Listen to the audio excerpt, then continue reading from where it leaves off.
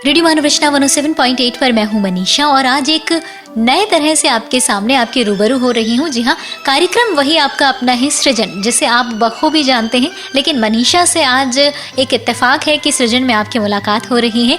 आज मेरे साथ एक बहुत ही एमिनेंट गेस्ट हैं इस समय स्टूडियो में, जिनसे मैं आपका परिचय कराऊंगी और बहुत सारी बातें हम करेंगे, क्योंकि सृजन कार्यक्रम के अंतर्गत ऐसी बहुत सारी विभूतियाँ हमारे साथ होती हैं जो कहीं ना कहीं कुछ अच्छा करते हैं, लिखते हैं या फिर कुछ गज़ल कहते हैं, कोई पोइट्री करता है, कोई गज़ल लिखता है या फिर कोई कहानीकार होता है। आज भी एक ऐसी ही शख्सियत मेरे साथ मौजूद है हमारे स्टूडियो में, जिनका नाम है रमेश चंद्र गोयल जी। और अगर मैं गलत नहीं हूँ तो अपना पेन नेम ये लिखते हैं रमेश प्रसून। रमेश प्रसून जी, आपका बहुत बहुत स्वागत है हमारे स्टूडियो में। धन्यवाद। रमेश प्रसून जी, आप बहुत ही अच्छे राइटर हैं और मैं आपका परिचय करा देती हूँ अपने सभी श्रोताओं से। रमेश प्रसून जी एक बहुत अच्छे राइटर हैं जो कि गज़ल लिखते हैं, साथ ही साथ गीत और कविताएं भी उन्होंने लिखी हैं, भजन लिखे हैं। इसके अलावा उन्होंने माहिया और दोहे तथा जनक छंद भी लिखे हैं और मुख्य रूप से गाजियाबाद की एक पत्रिका कथा सागर के सहायक संपादक हैं। साथ ही साथ मुख्य संपादक के रूप में भी कार्यरत हैं बुलंदशहर से, जो कि पत्रिका प्रकाशित होती है बुलंद प्रभा के नाम से। तो रमेश प्रसून जी, एक बार फिर से आपका बहुत बहुत स्वागत। और सबसे पहले तो आपको मैं बधाई दूंगी कि आपकी जो एक नई पुस्तिका है, जो नई आपकी बुक है, वो आई है जिसका नाम है इस शहर में। तो सबसे पहले हम बातचीत शुरू करें तो ये जो आपकी पुस्तिका है इस शहर में, मैं पूछना चाहूंगी आपसे कि किस पर आधारित है, इसमें क्या लिखा है आपने? देखिए, ये इस शहर में शहर को प्रतीक मान करके और सारा सृजन किया गया है। इसमें जितनी भी गजलें हैं, इसमें 90 गजलें हैं, किंतु वो सारी की सारी गजलें का केंद्र बिंदु जो है वो शहर है। और शहर प्रतीक है मन का, दिल का, व्यक्ति का, समाज का, राष्ट्र का, और जो भी कुछ होता है संसार में घटनाक्रम, उस सब का प्रतीक के रूप में उसको शहर को लिया गया है। उस शहर को प्रतीक लेते हुए व्यंजना की गई है। जी, क्या बात है।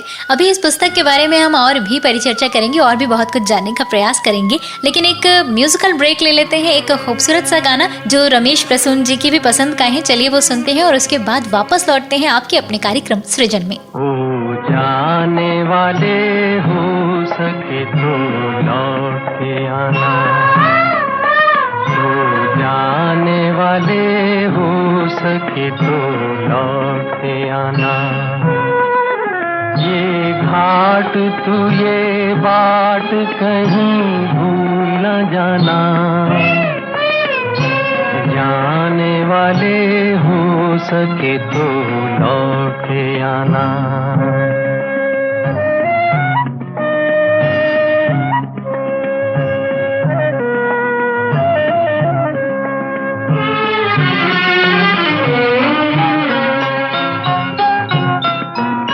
बचपन के तेरे मीत तेरे संग के सहारे, बचपन के तेरे मीत तेरे संग के सहारे, ढूंढेंगे तुझे गली गली सब ये गम के मारे। पूछेगी हर निगाह कल तेरा ठिकाना, जाने वाले हो सके तो लौट के आना।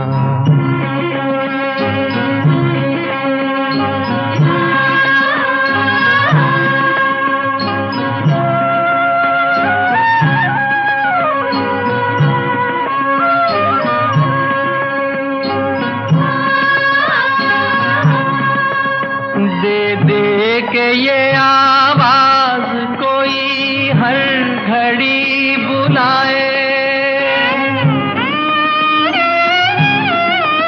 दे दे के ये आवाज कोई हर घड़ी बुलाए, फिर जाए जो उस पार कभी लौट के ना आए।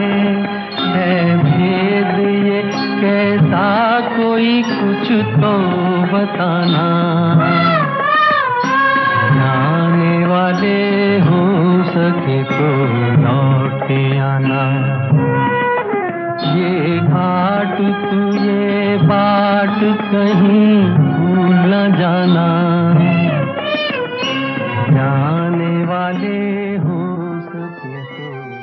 रेडियो मानवरचना 107.8 पर मैं हूँ मनीषा और कार्यक्रम चल रहा है सृजन। सृजन एक ऐसा कार्यक्रम जिसके अंतर्गत हम आपकी मुलाकात कराते हैं बहुत सारे ऐसे टैलेंटेड शख्सियतों से, जिनके अंतर्गत हम बात करते हैं कि किस किस तरह के राइटर्स हमारे बीच हैं, किस किस तरह के लेखनी से वो कमाल किया करते हैं। और इस वक्त मेरे साथ एक ऐसी ही शख्सियत हैं जिनका नाम है रमेश प्रसून, जो कि बहुत ही उम्दा कविताएं लिखते हैं, गीत लिखते हैं, गज़ल लिखते हैं और विशेषता यह है कि गज़ल लिखते हैं मुख्य रूप से हिंदी में। इस पर भी हम बात करेंगे। जैसा कि आपने मुझे बताया कि आप 2009 में Uttar Pradesh power corporation limited से जो है वो सेवानिवृत्त हुए, रिटायर्ड हुए। तो बिल्कुल अलग ही प्रोफेशन है ये और राइटिंग एक अलग ही चीज़ है। तो सबसे पहले तो जानना चाहूँगी कि आपका प्रोफेशन एक अलग है, पावर डिपार्टमेंट में आपने काम किया इतने टाइम तक, तो ये जो क्रिएटिविटी है, जो राइटिंग है, ये कैसे आपके अंदर किस तरह से शुरुआत हुई? देखिए, आदमी कोई भी कार्य कर ले, आदमी तो आदमी रहेगा, उसमें संवेदनाएं, अनुभूतियां और अगर बहुत इस संस्पर्श करती हुई एकदम उद्वेलित होती हैं तो वो फिर रुक नहीं पाती, उसमें कोई व्यवसाय या कोई कार्य रोड़ा नहीं बनता। वो काम अपनी जगह चलता रहता है और सृजन का कार्य अपनी जगह चलता रहता है और ये अंदर ही अंदर चलता है, फिर बाहर कभी व्यक्त होता है तो कागजों पर आ जाता है, कागजों पर आ जाता है, या कभी जब छपता है तो सबके सामने आता है, या कभी काव्य मंच या कोई ऐसा अभिव्यक्ति का मंच मिलता है तो फिर सबके सामने वो प्रसारित होता है। क्या बात है। तभी कहा जाता है कि जहाँ ना पहुँचे रवि वहाँ पहुँचे कवि। जी बिल्कुल सही बात है, आपकी युक्ति सही है जी। और कवि जो है वो जिसके अंदर सागर की गहराई और पर्वत की ऊंचाई दोनों सम्मिलित हैं और जितना इन दोनों के बीच में विसंगतियां मिलती हैं, ऊबड़ खाबड़, टेढ़े मेढ़े, छिपे हुए घने रास्ते मिलते हैं, उन सब रास्तों से कवि की अनुभूतियों को गुजरना पड़ता है और तब वो परिष्कृत रूप में सामने आती हैं। उसमें उसका कवि का व्यक्तिगत दर्द नहीं होता जी, वो समाज के लिए और समग्र के लिए होता है। वो जो कुछ लिखता है वो सार्वभौम के लिए होता है। लिखता वो स्वांत सुखाए, अपने ही लिए लिखता है, अपने को प्रकट करके लिखता है, किंतु वो जो सामने आता है वो सबके लिए होता है। जी बहुत सुंदर। रेडियो मानवरचना 107.8 पर मैं हूँ मनीषा, मेरे साथ स्टूडियो में मौजूद है रमेश प्रसून जी, जो बहुत ही सुंदर गीतकार हैं और गजलें भी जिन्होंने लिखी हैं हिंदी विधा में, साथ ही साथ बहुत सारी पत्रिकाओं के लिए लिखा है, जैसे कि धर्मयुग, माधुरी, हिंदुस्तान। और हम बातचीत अभी बहुत सारी उनसे करेंगे। अगर आपको सृजन कार्यक्रम पसंद आ रहा है और आप अपने कोई भी व्यूज भेजना चाहते हैं तो नंबर है 8010781078। एक और प्रश्न आपसे पूछना चाहूंगी साथ ही साथ रमेश प्रसून जी, आपने बहुत अच्छी तरह से ये बात डिफाइन करी, बताया कि एक जो लेखक है उसकी लेखनी के द्वारा उसके मन के भाव जो है वो उद्गार प्रकट हो जाते हैं। लेकिन जैसा कि आपसे बात हुई थी मेरी, और हम चाहेंगे हमारे श्रोताओं को भी आप बताएं कि सबसे पहली बार आपने जब लेखनी उठाई लिखने के लिए, तब आप क्लास 5th में, 5वीं क्लास में जी हाँ, मैं 5वीं क्लास में था, 11 साल का था जी। और उस समय ऐसी संवेदना, क्योंकि कवि तो बहुत सूक्ष्म संवेदनाओं को पकड़ता है, और वो क्लास में रहते थे, मॉनिटर बना दिए जाते थे, मॉनिटर परेशान करते थे टीचर्स के पीछे, तो सिर्फ इसी बात ने एक दर्द सा पैदा किया और कविता बन गई। क्या बात है, मॉनिटर के ऊपर आपने? जी हाँ, मॉनिटर की पहली ऊपर कविता लिखी, और वो देखिएगा इत्तेफाक ऐसा कि वो नवभारत टाइम्स में उस समय छपी। क्या बात है, मतलब कोई विचार शक्ति, एक ऐसा बच्चा जो 11 साल का है, 5वीं क्लास में पढ़ता है और मॉनिटर जैसी चीज से। अच्छा, आप एक चीज मुझे बताइए कि क्या आप कभी मॉनिटर बने थे क्लास में? जी नहीं, मैं मॉनिटर बनने का मुझे तो क्या कहीं ना कहीं ये दर्द था कि आप मॉनिटर नहीं बने? नहीं, ये इस बात का नहीं था, ये था कि जो मॉनिटर बन जाता था बच्चा, वो अपने आप को बहुत ज्यादा प्रकट करता था। वो अनुशासन करने की जगह वो पूरा प्रशासक बन जाता था। क्या बात है। तो मैं चाहूंगी कि अगर आपको उस कविता की कुछ पंक्तियां याद हो तो आप जरूर शेयर करें। जी हाँ, है मुझे याद जी। मॉनिटर को हटा दे राम और तभी मिलेगा हमें आराम जी। टीचर जब कहीं जाते हैं खुद टीचर बन जाते हैं, करने नहीं देते कुछ काम, मॉनिटर को हटा दे रहा। क्या बात है। भगवान से एक बच्चे की प्रार्थना कि मॉनिटर को हटा दे बड़ी स्वाभाविक लगती है, लेकिन ये बात थोड़ी सी अस्वाभाविक लगती है कि 11 साल का बच्चा, क्लास 5वीं में पढ़ने वाला बच्चा, लेखने के माध्यम से अपने इन भावों को प्रकट करता है। और ये बच्चा जो है वो काफी बड़ा हो चुका है, एक राइटर बन चुका है, और उनका नाम कोई और नहीं, रमेश प्रसून जी हैं। अभी और भी बहुत सारी इंटरेस्टिंग बातें होंगी। कार्यक्रम चल रहा है रेडियो मानवरचना 107.8 पर सृजन, जिसमें मैं मनीषा आज आपके साथ हूँ। तो चलिए एक म्यूजिकल ब्रेक के लिए रुकते हैं और फिर आगे बढ़ेंगे अपनी बहुत सारी बातचीत को लेकर। ओरे माझी, ओरे माझी, ओ मेरे माझी, मेरे साजन है उस पार, मैं मन मार हूँ इस पार, ओ मेरे माझी अब की बार ले चल पार, ले चल पार। मेरे साजन है उस पार, मैं मन मार हूँ इस पार। ओ मेरे माझी अब की बार ले चल पार, ले चल पार। मेरे साजन है उस पार।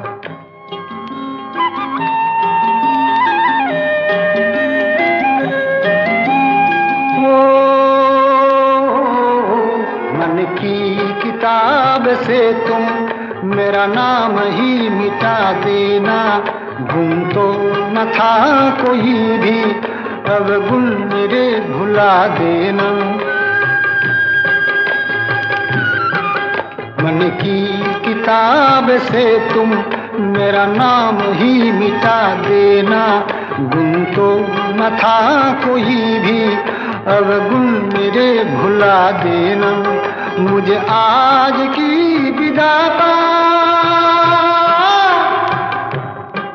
मुझे आज की विदा का मर के भी रहता इंतजार। मेरे साजन है उस पार, मैं मन मार हूँ इस पार। ओ मेरे माझी अब की बार ले चल पार, ले चल पार। मेरे साजन है उस पार।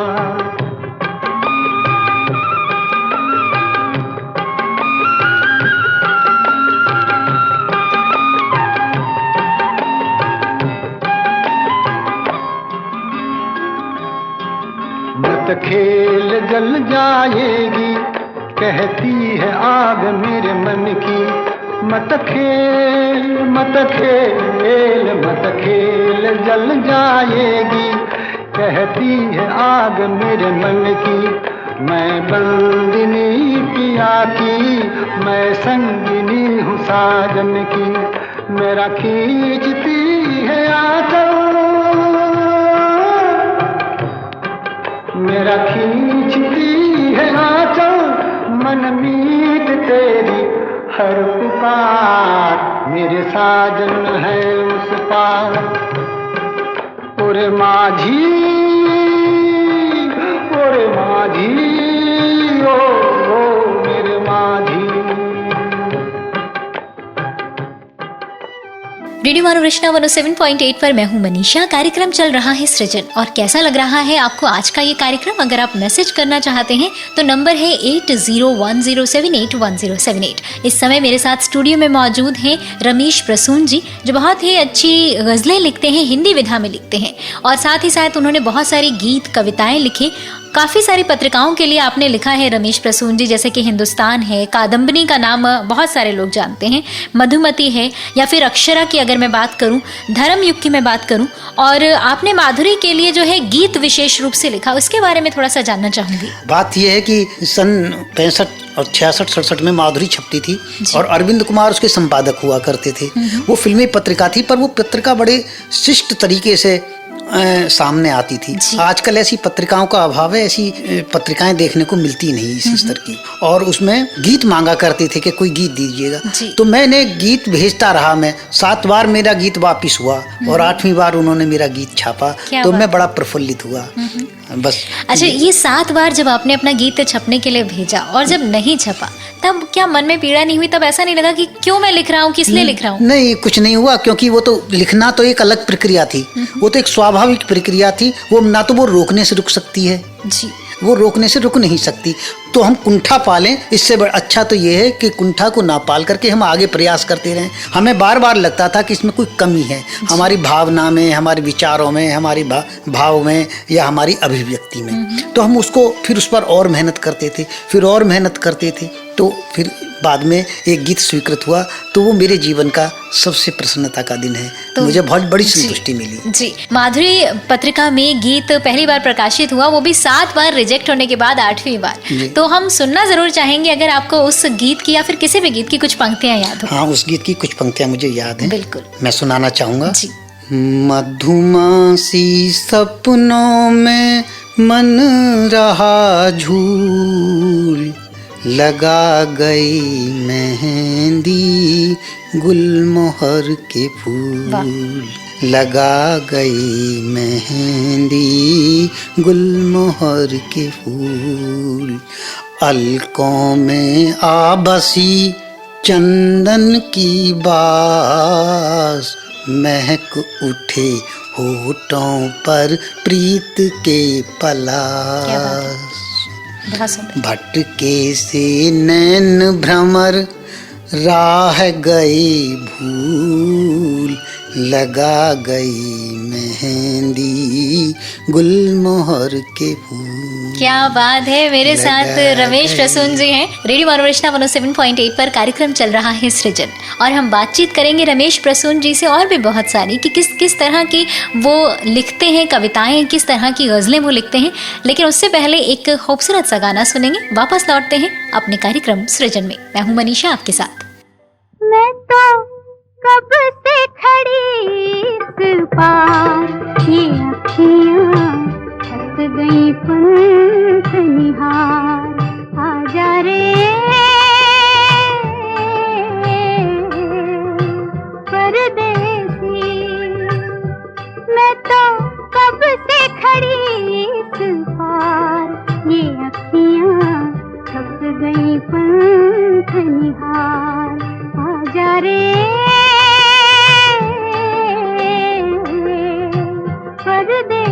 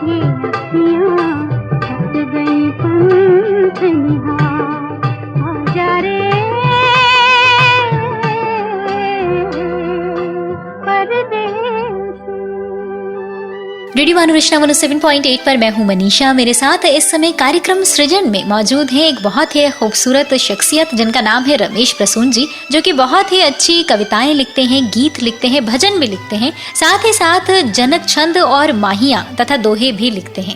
अब यहाँ पे आपसे रमेश प्रसून जी मैं पूछना चाहूंगी, आप भजन लिखते हैं और बहुत अलग अलग तरह की मतलब क्रिएटिविटी करते हैं, आप अलग अलग तरह की चीज़ों विधाओं में लिखते हैं, तो ये जनक छंद क्या होता है और माहिया क्या होता है, इसे थोड़ा सा संक्षेप में हम समझना देखिए, माहिया तो पंजाब का बहुत पुराना लोकगीत है जी।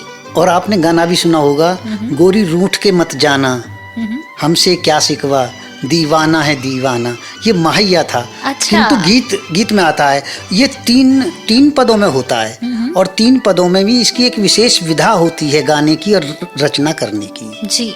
तो इस तरीके से ये जो फरीदाबाद के उर्दू दोस्त के सदर हैं श्री अमर साहिनी, उन्होंने एक माहिया पर पूरी पुस्तक लिखी है। उससे मुझे प्रेरणा प्राप्त हुई कि मैं भी कुछ माहिया लिखूं और फिर मैंने माहिया लिखे जी। और जनक छंद जो होता है वो भी एक त्रिपदिक छंद है। ये डॉक्टर ओम प्रकाश भाटिया अराज हैं, जनकपुरी में रहते हैं दिल्ली में जी। तो ये उन्होंने अन्वेषित किया है और आज से इसे 10 साल हो गए उसे अन्वेषित किए हुए, और लगातार ये विकास के क्रम में चल रहा है। तो इसमें भी सारी समसामयिक समस्याएं और सब समस्या, ये सब काव्य की विधाएं हैं जी। अब इसमें ये नहीं कहा जा सकता कि हम एक ही विधा में क्यों लिखते हैं, क्योंकि ये तो जब जिस समय प्रेरणा पैदा होती है, मिलती है कहीं से और मन में भावनाएं उठती हैं, तो वो जिधर को अभी मोड़ ले लेती हैं, गीत ले लेती हैं, गीत बन जाता है, जनक छंद का ले लेती है, जनक छंद बन जाता है, दोहा का लेती हैं, दोहा बन जाता है। तो प्रसून जी, मैं आपसे जानना चाहूंगी, भजन की भी चर्चा हुई है, भजन भी लिखे हैं आपने काफी सारी पत्रिकाओं के लिए, तो भजन विशेष की कुछ लाइन्स आप अगर सुना दें तो। हाँ जी, मैं सुनाना चाहूंगा। बिल्कुल। तेरे बिना श्याम इस अब जग में कौन हमारा है, तेरा ही सहारा है। तेरे बिना श्याम इस जग में कौन हमारा है, तेरा ही सहारा है। उमड़ घुमड़ कर प्यार दिल में ऐसे ही लोरें लेता है, मैं यहाँ व्याकुल फिरता हूँ, तू दर्शन क्यों नहीं देता है। जीवन देने वाले तू ही जीवन का सहारा है, तेरे बिना श्याम अब इस जग में कौन हमारा है। क्या बात है, तेरे बिना श्याम, तेरे बिना श्याम इस जग में कौन हमारा है, ये शब्द हैं। इस भजन को लिखा है रमेश प्रसून जी ने और रेडियो मानवरचना 107.8 पर कार्यक्रम सृजन में इस वक्त रमेश प्रसून जी मेरे साथ हैं। मैं मनीषा हूँ आपके साथ, और अगर आप हमें सुन रहे हैं, आपको अच्छा लग रहा है ये कार्यक्रम, तो बताइए मैसेज करके 8010781078 पर। तो चलिए आगे बढ़ाते हैं अपने कार्यक्रम को, सुनते हैं एक खूबसूरत सा गाना और वापस लौटते हैं अपने कार्यक्रम सृजन में।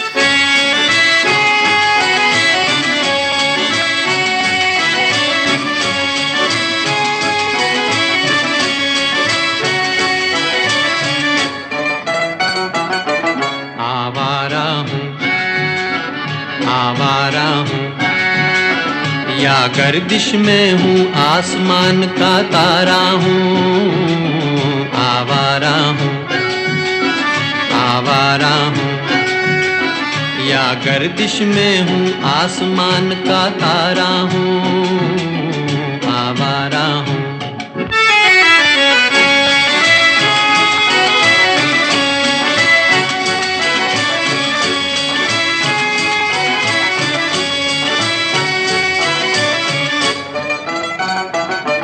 घर बार नहीं, संसार नहीं, मुझसे किसी को प्यार नहीं, मुझसे किसी को प्यार नहीं।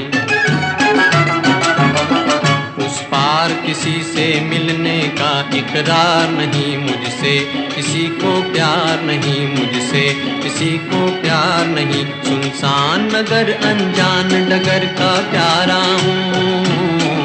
आवारा हूँ, आवारा हूँ या गर्दिश में हूँ, आसमान का तारा हूँ। आवारा हूँ।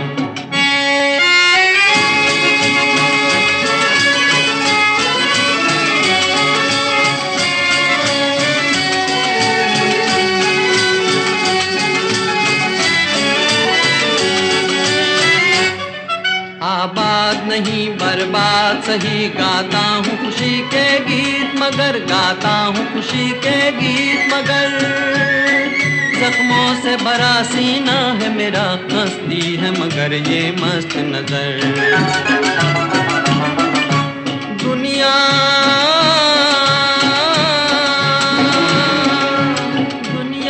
मैं तेरे तीर का या तकदीर का मारा हूँ,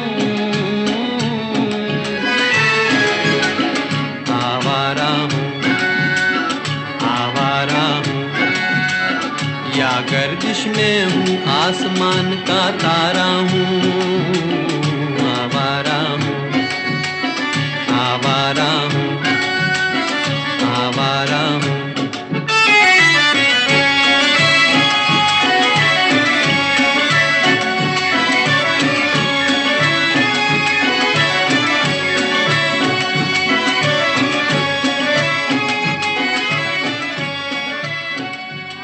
रेडियो मानव रचना 107.8 पर मैं हूं मनीषा। कार्यक्रम चल रहा है सृजन और इस वक्त कार्यक्रम सृजन में मेरे साथ हैं रमेश प्रसून जी, जो कि बहुत ही सुंदर गीत और कविताएं लिखते हैं, साथ ही साथ हिंदी भाषा में गजल को भी लिखते हैं। बहुत सारी पत्रिकाओं जैसे धर्म युग के बारे में, कादम्बनी के बारे में हमारे श्रोताओं ने सुना है। आपने रमेश जी उनके लिए भी कविताएं और अपने गीत लिखे हैं। तो एक चीज़ मैं जानना चाहती हूँ आपसे कि आपका प्रोफेशन जो है वो बिल्कुल अलग रहा, क्योंकि आप उत्तर प्रदेश के पावर कॉरपोरेशन में आपने काम किया और 2009 में आप वहाँ से रिटायर्ड हुए।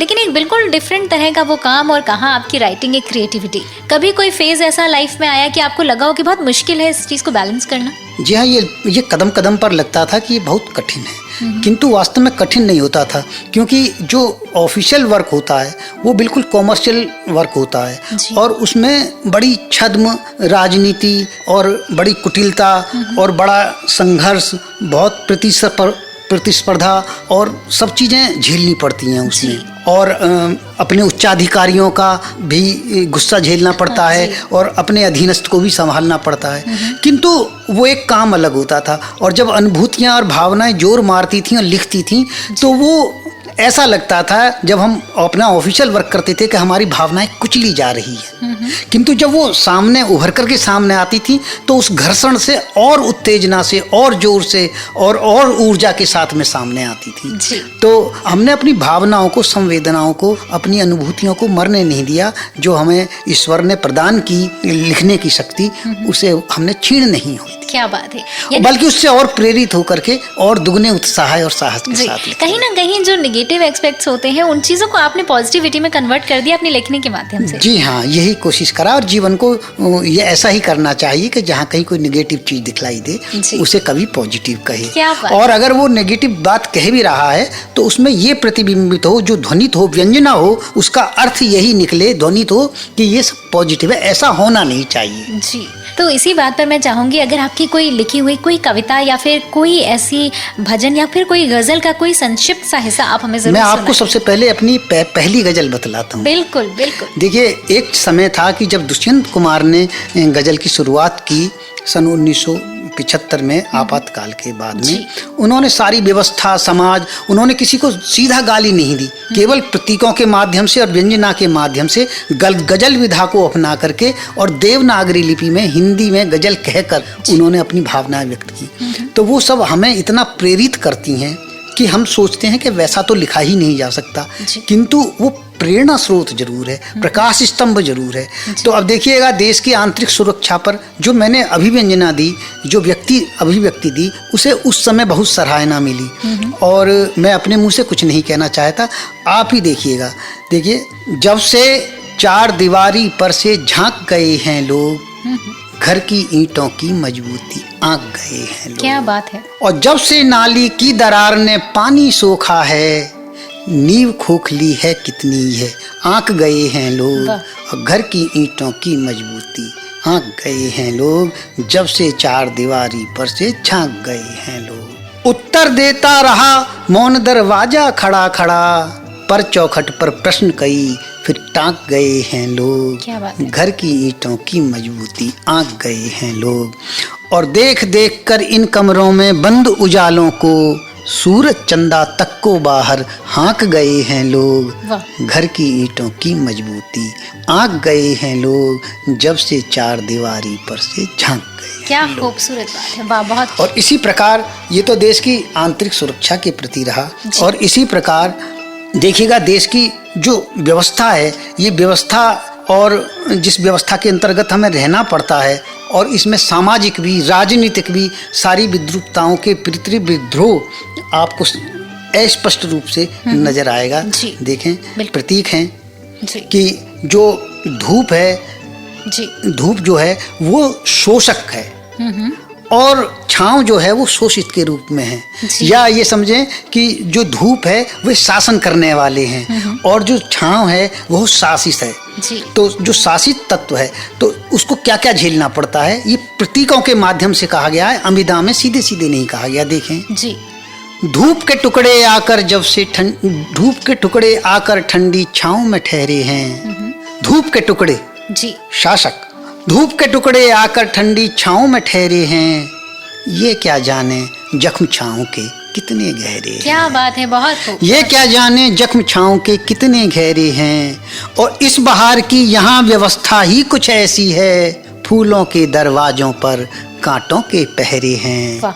ये क्या जाने जख्म छांव के कितने गहरे हैं, और बार बार बातें क्यों उन तक पहुँच नहीं पाती, बार बार बातें क्यों उन तक पहुँच नहीं पाती, या तो हम ही गूंगे हैं या फिर वे बहरे हैं। क्या बात है। ये क्या जाने जख्म छांव के कितने गहरे हैं। बहुत खूब, बहुत खूब। और हमको तो यह दिन भी कुछ धुंधला सा लगता है, जबकि उनकी रातों के भी रंग सुनहरे हैं। ये क्या जाने जख्म छांव के कितने गहरे हैं। और देखिएगा ये जो मैं शेर कहने चाह रहा हूँ ये मक्ता है, और ये बहुत पसंद किया गया है। इसकी व्यंजना को पकड़ने का जरा देखिएगा कहाँ से पकड़ी जाएगी। कि गिरकर दर्पण टूट गया तो टुकड़ों में देखा, गिरकर दर्पण टूट गया तो टुकड़ों में देखा, मेरे पास ही मेरे अपने कितने चेहरे हैं। ये क्या जाने जख्म छांव। क्या बात है, चंद अल्फाजों के बीच इतनी गहरी बात कह दी रमेश प्रसून जी ने, और काबिल तारीफ, और शायद तारीफ के लिए शब्द कम पड़ जाएंगे। बहुत खूबसूरत ये अंदाज था बयान करने का। रमेश प्रसून जी मेरे साथ हैं। कार्यक्रम चल रहा है सृजन रेडियो मनोरचना 107.8 पर। मैं मनीषा आपके साथ हूँ। रमेश प्रसून जी, इतने खूबसूरत गजल ये आपने लिखी है, लेकिन अभी हम बात भी करेंगे इस बारे में कि गजल की ये हिंदी विधा, मतलब गजल एक विधा है, लेकिन हिंदी में किस तरह से आप उसे अभिव्यंजित करते हैं, किस तरह से प्रकट करते हैं। लेकिन आपकी ये गजल सुनने के बाद मुझे इतना ज्यादा इंस्पिरेशन फील हो रहा है कि एक शेर मैं भी अर्ज करना चाहूंगी, अगर इजाजत। स्वागत है, बताइए। उर्दू में होगा, लेकिन ये शेर कोई बात नहीं, बहुत खूबसूरत ये मुझे लगता है, और शायद आपको भी पसंद आए और श्रोताओं को भी पसंद आए। कि परत दर परत धूल सी चढ़ती गई मेरी मिट्टी पर, जी, परत दर परत धूल सी चढ़ती गई मेरी मिट्टी पर अंदर कहीं एक धुंध का आईना था जो साफ होता गया। अंदर कहीं एक धुंध का आईना था जो साफ होता गया। बहुत खूबसूरत होती है क्रिएटिविटी, और इस क्रिएटिविटी में शायद बहुत सारे जज्बात जो है वो एक लेखक पिरो देता है। कार्यक्रम सृजन ऐसे ही लेखकों से आपको रूबरू कराता है। तो आज हम रूबरू करा रहे हैं रमेश प्रसून जी से। तो चलिए एक म्यूजिकल ब्रेक लेते हैं, वापस आते हैं अपने इस कार्यक्रम में और बातें करेंगे रमेश प्रसून जी से। मैं जिंदगी का साथ निभाता चला गया,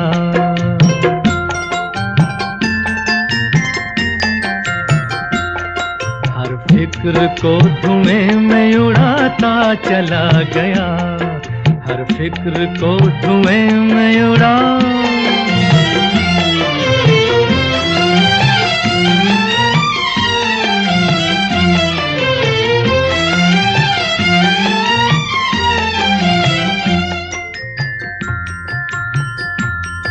बर्बादियों का सोग मनाना फजूल था,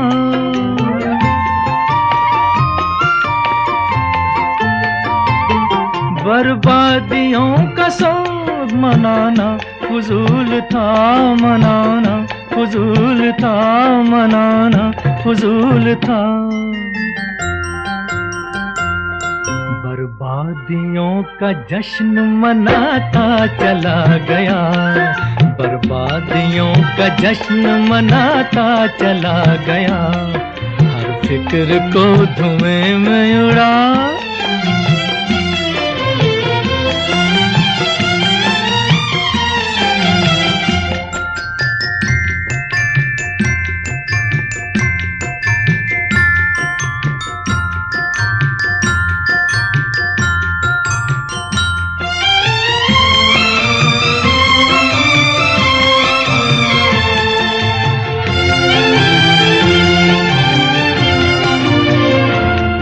जो मिल गया उसी को मुकद्दर समझ लिया,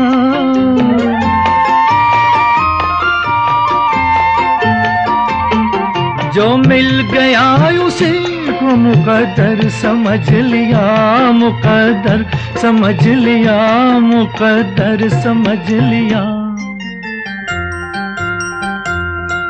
जो खो गया मैं उसको भुलाता चला गया, जो खो गया मैं उसको भुलाता चला गया, हर फिक्र को धुएं में उड़ा।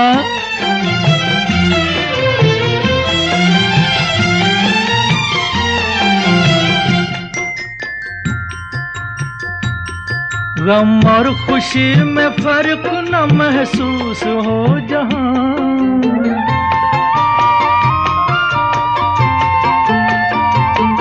गम और खुशी में फर्क न महसूस हो जहां, न महसूस हो जहां, न महसूस हो जहां।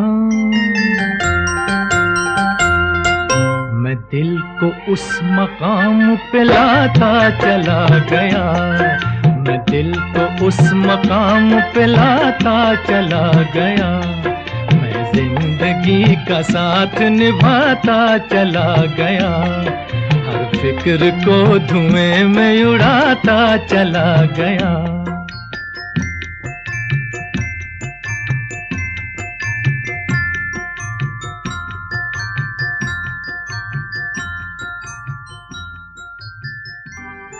रेडियो मनोरचना 107.8 पर मैं हूं मनीषा। कार्यक्रम चल रहा है सृजन। कैसा लग रहा है आपको ये कार्यक्रम? मैसेज कर सकते हैं 8201078108 पर। इस समय मेरे साथ स्टूडियो में मौजूद हैं बहुत ही खूबसूरत गजल लिखने वाले, गजल कहने वाले भी कह सकती हूँ मैं, और गीतकार भी हैं, कविताएं भी लिखते हैं, लेखक रमेश प्रसून जी, जो कि गाजियाबाद से एक पत्रिका प्रकाशित होती है कथा संसार, जिसके सहायक संपादक हैं तथा साथ ही साथ मुख्य संपादक हैं बुलंदशहर से प्रकाशित होने वाली पुस्तक बुलंद प्रभा के, और उर्दू दोस्त में भी लगातार शिरकत करते हैं, जो कि फरीदाबाद में आयोजित होता है ये कार्यक्रम। और रमेश प्रसून जी, एक बार फिर से आपका बहुत बहुत स्वागत। धन्यवाद। रमेश प्रसून जी, आपसे मैं अब ये जानना चाहूँगी कि गज़ल जैसी जो विधा है उसके बारे में जनरली लोगों का जो एक कंसेप्ट है कि वो उर्दू में बयान की जाती है, उर्दू अल्फाजों का, उर्दू लफ्ज़ों का प्रयोग होता है उसमें। तो आपसे जानना चाहूँगी कि हिंदी के जो शब्द हैं उसका इस्तेमाल करके एक गज़ल कहना, इसको थोड़ा सा हमारे श्रोताओं के लिए अगर आप डिस्क्राइब करें। देखिए, ये कोई कठिन कार्य नहीं है, क्योंकि एक विधा जो होती है ये फारसी की विधा है, फारसी से उर्दू में आई और उर्दू से अब हिंदी में आ गई है, हिंदी वालों ने अपना ली है, और इसके विधान का एक अलग व्याकरण है, अलग शास्त्र है। अब उस शास्त्र को उर्दू के शब्द ना लेकर के हिंदी के शब्दों के साथ में उसको उस तरीके से समायोजित करके लिखना, उसी बहर में लिखना, उसी छंद में लिखना, ये एक थोड़ा टिपिकल कार्य तो है, किंतु ये कोई असंभव कार्य नहीं है जी। तो हम जब दुष्यंत कुमार जी ने हिंदी में गज़लें लिखना शुरू किया, हालांकि उनसे पहले भी शमशेर बहादुर सिंह और बलबीर सिंह रंग आदि बहुत अच्छी उन्होंने गज़लें लिखी हैं जी। और बाल स्वरूप राही और तुम्हारे शेर जंग गर्ग, ये सब बहुत अच्छे राइटर्स रहे हैं, किंतु उन सब से प्रेरणा पा करके अब गज़ल जो है हिंदी में बड़े स्तर पर लिखी जा रही है, व्यापक स्तर पर लिखी जा रही है। हमने उस विधा को, उस व्याकरण को अपनाया है, इसका व्याकरण विशेष होता है जी। अच्छा, ये तो बात रही कि गज़ल जो है हिंदी में कैसे लिखी जा सकती है। विधा गज़ल की है लेकिन हिंदी शब्दों का प्रयोग किया जाता है। आपसे जानना चाहूँगी कि आप जो लिख रहे हैं, कब से आप गज़ल लिख रहे हैं, इसके बारे में जानना चाहूँगी। मैं सन 80 से गज़लें लिख रहा हूँ और वो इकट्ठी होती रही जी। और मेरा ये 2010 में एक गजल संकलन इस शहर में जी, इस शहर में। अब फिर अगर मैं आपसे ये ना कहूँ कि इस शहर में ये जो आपका प्रकाशित हुआ है गजल संग्रह, इसमें से आप कुछ सुनाएं तो बात अधूरी रह जाती है। तो सबसे करीब जो आपकी गजल हो उसका शीर्षक और उसके बारे में कुछ बताएं। देखिए, सबसे करीब गजल तो ये शहर जो है प्रतीक ऐसा माना गया है कि ये आदमी, व्यक्ति का स्वयं का प्रतीक है, मन का प्रतीक है, दिल का प्रतीक है, उसकी सोचने विचारने की शक्ति का प्रतीक है, और सामाजिक व्यवस्था का प्रतीक है, राष्ट्र का प्रतीक है, और हमारे अंदर जो अंतरतम भावनाएं उनका प्रतीक है, बाहर जो उनका उद्घोष होता है उसका प्रतीक है। तो अब ये शहर को प्रतीक लेकर के, और मैंने सारी गजलें इकट्ठे की, उनका जो केंद्र बिंदु है वो शहर है, और शहर है प्रतीक, और वो मेरा आत्म प्रतीक नहीं है, वो सार्वभौम का प्रतीक है। उसमें सारी भावनाएं, संवेदनाएं और सारे फिजिकल जो भौतिक चीज़ें हैं वो सब चीज़ें आ जाती हैं। शहर में मेरा शहर आ जाता है, मेरा देश आ जाता है, मेरा समाज आ जाता है, मेरा राष्ट्र आ जाता है, अंतर्राष्ट्रीय स्तर पर उसे देखें तो सारा संसार आ जाता है, उसकी सार्वभौमिकता है। तो उस शहर को कहीं ना कहीं प्रतीक मान करके मैंने अपनी बातें गज़लों में कहने का प्रयास किया। जी, तो हम चाहेंगे कि आप कुछ पंक्तियां ज़रूर सुनाएं हमारे श्रोताओं को। देखिए, मानिए सच है शहरी है, दंगलों से कम नहीं। क्या बात है। और भेड़िए रहते हैं इसमें, जंगलों से कम नहीं। बहुत हो, बहुत हो। मानिए सच है शहरी है, दंगलों से कम नहीं। भेड़िए रहते हैं इसमें, जंगलों से कम नहीं। और सोच में है तट की अब कैसे बचेंगी मछलियाँ, यह सरोवर मच्छ जैसी हलचलों से कम नहीं। यह सरोवर मच्छ जैसी हलचलों से कम नहीं। अब एक दूसरी सुनिए शहर पर कि जहर के बस घूंट जैसे पी रहा है आदमी, जहर के बस घूंट जैसे पी रहा है आदमी, इस तरह इस शहर में अब जी रहा है आदमी। इस तरह इस शहर में अब जी रहा है आदमी। और प्यार के रिश्तों के इस उधड़े हुए पैबंद पर दर्द की लेकर सुई दिल सी रहा है आदमी। क्या बात है। इस तरह इस शहर में अब जी रहा है आदमी। और मर गया है, मर गया है, मर गया एहसास अब, मर गया है, मर गया है, मर गया एहसास अब, मर गया एहसास, फिर भी जी रहा है आदमी। इस तरह इस शहर में अब जी रहा है। क्या बखूबी बयां किया है आपने रमेश प्रसून जी। मुझे कहना पड़ेगा यहाँ की बेशक आपने एक प्रतीकात्मक शैली का इसमें इस्तेमाल किया, शहर को एक प्रतीक बनाया, लेकिन हर इंसान जो कि बहुत ज़्यादा कमर्शियल हो रहा है, सिर्फ अपने जद्दोजहद में भाग रहा है, शायद एहसास जो है उन्हें छोड़ता जा रहा है और ख़त्म करता जा रहा है। बहुत खूब, आपने बहुत ही खूबसूरत ये गज़ल लिखी, और ऐसी बहुत सारी गज़ल हैं आपकी इस पुस्तक इस शहर में, जो कि ख़ास तौर से गज़ल संग्रह है। दोस्तों, रेडियो मनोरंजन 107.8 पर मैं हूँ मनीषा। कार्यक्रम चल रहा है सृजन, और इतनी खूबसूरत गज़ल जो आपने सुनी, एक खूबसूरत शख्सियत की आवाज़ में ही सुनी, रमेश प्रसून जी, जिन्होंने खुद इस गज़ल को लिखा है। और आगे चलिए बढ़ते हैं अपने कार्यक्रम में, सुनते हैं एक खूबसूरत सा गाना और वापस लौटते हैं इस कार्यक्रम सृजन में रेडियो मनोरंजन 107.8 पर। दुख भरे दिन बीते रे भैया, तब सुख आयो रे, रंग जीवन में नया लायो रे। दुख भरे दिन बीते रे भैया, तब सुख आयो रे, रंग जीवन में नया लायो रे। होए होए दुख भरे दिन बीते रे भैया, बीते रे भैया।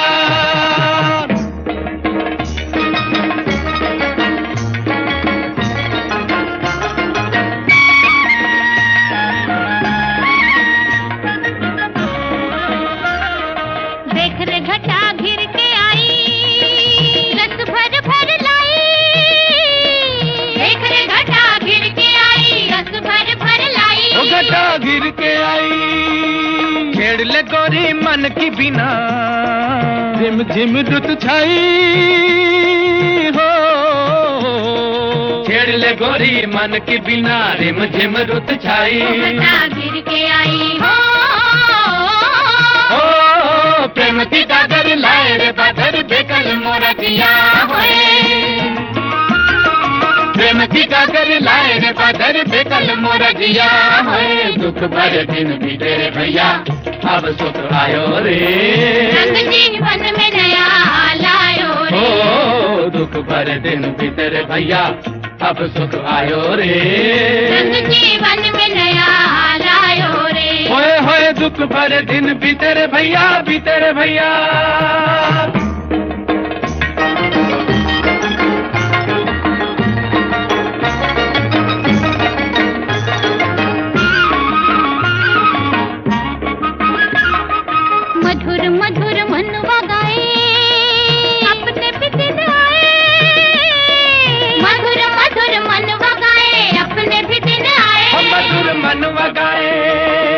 सावन के संग आए जवानी, सावन के संग जाए, सावन के संग आए जवानी, सावन के संग जाए। मनवा गाए हो, आज तो जी भरना ले पागल थल न जाने रे क्या होए। आज तो जी भर नाच ले पागल थल न जाने रे क्या होए। दुख भरे दिन बीते रे भैया अब सुख आयो रे। रंग जीवन में नया लायो रे। ओ दुख भरे दिन बीते रे भैया अब सुख आयो रे। रंग जीवन में नया लायो रे। होए होए दुख भरे दिन बीते रे भैया बीते रे भैया। रेडियो मानवरचना 107.8 पर मैं हूं मनीषा। मेरे साथ इस समय स्टूडियो में मौजूद हैं रमेश चंद्र गोयल जी, जिनका पेन नेम है रमेश प्रसून, और जिन्होंने बहुत सारे गीत, कविताएं, भजन, छंद, गजलें लिखी हैं और विशेष रूप से बहुत सारी पत्रिकाओं में, जिसमें से धर्मयुग, माधुरी, हिंदुस्तान, कादम्बिनी, मधुमती कुछ एक है। और बहुत सारी विधाओं के बारे में हमने बात भी करी, बहुत सारी गज़लें भी सुनी रमेश प्रसून जी। चलते चलते आपसे बस ये मैसेज मैं लेना चाहती हूँ कि हमारे जो भी श्रोता हमें सुन रहे हैं उनको आप क्या कहना चाहेंगे, जो अभी इस क्षेत्र में आना चाहते हैं, राइटिंग के फील्ड में आना चाहते हैं, और आज की लेखनी में आप क्या चीज़ मिसिंग पाते हैं? देखिए, ये ज़िंदगी आजकल की बहुत भाग दौड़ की हो गई है और ये पूरी कंप्यूटराइज्ड ज़िंदगी हो गई है जी। किंतु फिर भी हम ऐसा नहीं कह सकते कि सब चीज़ नेगेटिव है जी। संवेदनाओं को छूने वाले, पढ़ने वाले, उसकी सराहना ना करने वाले बहुत से लोग हैं। कभी कभी हमारे पास ऐसे पत्र आ जाते हैं इतनी दूर दराज क्षेत्र से कि हम अचंभित हो जाते हैं कि ये चीज़ इस पाठक को इतनी अच्छी लगी, ये शब्द इतने अच्छे लगे, उसने हमें पत्र लिखा इस युग में भी। और किंतु सब चीज़ नकारात्मक नहीं होती। जो नए लोग लिख रहे हैं वो बड़े पैमाने पर लिख रहे हैं, किंतु उसमें श्रम की कमी हमेशा नज़र आती है, अध्ययन की कमी नजर आती है और उनमें उस चीज को परिमार्जित और परिष्कृत करने की भावना कम दिखाई देती है। किंतु जो कर रहे हैं वो बहुत अच्छी तरह से प्रकट होकर के सामने भी आ रहे हैं। तो हर एक चीज का नेगेटिव पहलू है तो पॉजिटिव पहलू भी है। उसी में से रास्ता निकलना है और हमें रास्ता भी उसी में से निकालना चाहिए। उसी में हमारा कल्याण होगा, उसी में संसार का कल्याण होगा, उसी में मानव जाति का कल्याण होगा। उद्देश्य हमारा मानव जाति का और सार्वभौम का कल्याण होना चाहिए। और वो बातें, जो बातें सामान्य तरीके से वो कविताओं में अनुरंजित करके शासक और शासन तक पहुंचानी चाहिए। जी, क्या बात है। चलते चलते दो पंक्तियां और आपसे सुनना चाहेंगे। मैं स्वयं ही अजनबी माना गया और शहर यह मुझसे न पहचाना गया। क्या बात है। मैं स्वयं ही अजनबी माना गया, शहर यह मुझसे न पहचाना गया, और वह लगाए था मुखौटा इसलिए सिर्फ अपनों की तरह जाना गया। वाह। और सिर्फ अपनों की तरह जाना गया और रह गया कुछ कहते कहते बिन कहे उस गली में जब भी दीवाना गया। ओहो, वाह। और सिर छुपाने को वहां उसके लिए छत नहीं आकाश क्यों ताना गया। अब यह शहर मुझसे न पहचाना गया, मैं स्वयं यहाँ अजनबी माना गया। और हाथ तो थे कीच में उनके मगर, हाथ तो थे कीच में उनके मगर, नाम मेरा बेवजह साना गया। और शहर यह मुझसे न पहचाना गया। और देखें जिंदगी का दर्द कि आँख की छलनी में आंसू बच रहे, आँख की छलनी में आंसू बच रहे, प्यार को कुछ इस तरह छाना गया। और शहर यह मुझसे न पहचाना गया, बहुत खूब। मैं स्वयं यहाँ अजनबी माना गया। लेकिन अब आप अजनबी नहीं हैं रमेश प्रसून जी। आपसे बात करके बिल्कुल ऐसा नहीं लगा कि आप अजनबी हैं। आप पहली बार आए हैं रेडियो मानवरचना 107.8 के स्टूडियो में। दोस्तों, सृजन कार्यक्रम चल रहा है। मैं हूं मनीषा, मेरे साथ हैं रमेश प्रसून जी और बहुत सारी उनसे बातें हुई, मैसेज भी लिया हमने। हालांकि एक चीज़ मुझे कमी लगी, माधुरी जी सृजन में होती हैं और हमेशा बात करती हैं, लेकिन इस बार हमने माधुरी जी को मिस किया। फिर भी हमने बहुत सारी चीज़ों को सुना, जाना और महसूस किया। आपने अपनी लेखनी के माध्यम से जो कुछ भी बयां किया। रमेश प्रसून जी, बहुत बहुत शुक्रिया हमारे स्टूडियो में आने के लिए। और इतना खूबसूरत आपका अंदाज़े बयां है, आपका जो लिखने का तरीका है वो है। दोस्तों, मैं बता दूं कि बुलंदशहर में रहते हैं रमेश प्रसून जी, और विशेष रूप से यहाँ क्योंकि उर्दू दोस्त कार्यक्रम में आए थे तो वो रेडियो मानवरचना आए और अपनी इतनी सारी खूबसूरत विधाओं को हमारे साथ शेयर किया, हमसे बात करी। रमेश प्रसून जी, बहुत बहुत धन्यवाद आने के लिए। धन्यवाद और सबके लिए शुभकामनाएं। बहुत धन्यवाद। रेडियो मानवरचना 107.8 पर कार्यक्रम सृजन बस आज यहीं तक। कैसा लगा कार्यक्रम बताना चाहते हैं तो मैसेज करिएगा 8010781078 पर। फिलहाल मनीषा को इजाजत दीजिए, फिर कभी और किसी और कार्यक्रम में मुलाकात होगी आपसे। तब तक के लिए फील गुड, फील लाइव।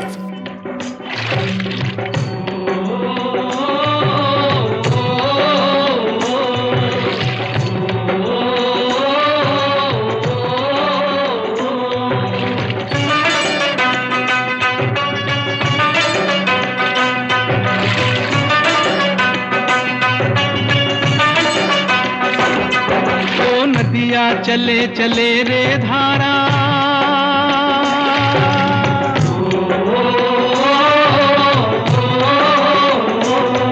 ओ नदिया चले चले रे धारा, चंदा चले चले रे तारा। तुझको चलना होगा, तुझको चलना होगा, तुझको चलना होगा, तुझको चलना होगा।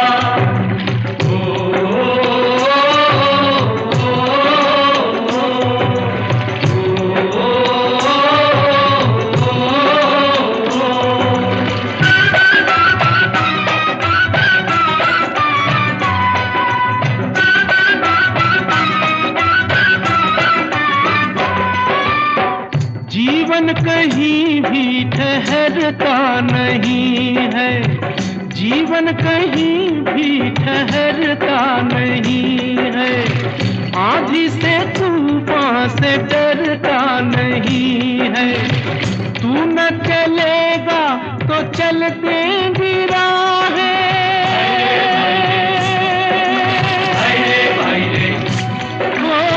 तू न चलेगा तो चल देंगी राहें। मंजिल को तरसेंगी तेरी निगाहें। तुझको चलना होगा, तुझको चलना होगा, तुझको चलना होगा, तुझको चलना होगा। ओ नदिया चले चले रे धारा, चंदा चले चले रे तारा। तुझको चलना होगा, तुझको चलना होगा, तुझको चलना होगा, तुझको चलना होगा।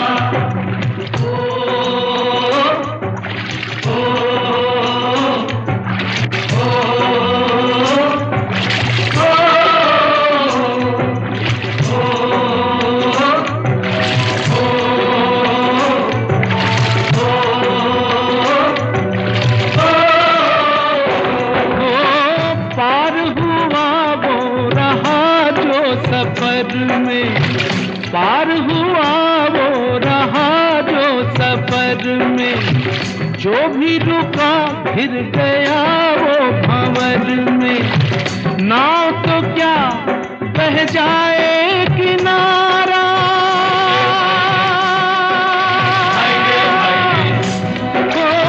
नाव तो क्या बह जाए किनारा।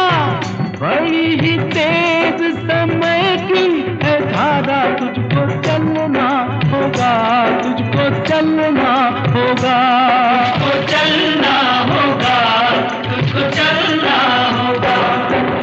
ओ नदिया चले चले रे धारा, चंदा चले चले रे तारा। तुझको चलना होगा, तुझको चलना होगा, तुझको चलना